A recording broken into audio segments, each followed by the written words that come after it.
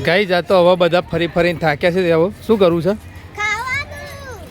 નાસ્તો લાશ તો એ નાસ્તો લાયા છો ઘેરથી?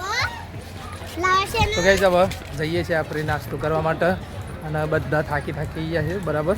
તો ભૂખ લાગી છે તો જઈએ ખાવા માટે.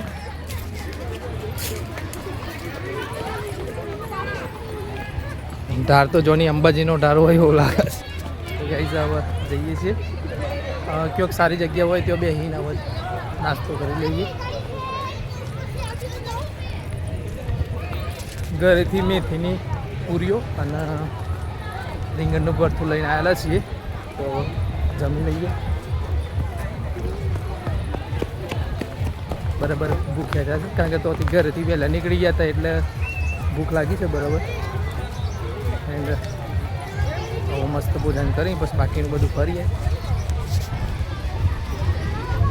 અમારા બે આશુ અને પોપો બે તો દોડે છે બરાબર. વિશુને બધાને ભૂખ લાગી છે એટલે જઈએ છીએ.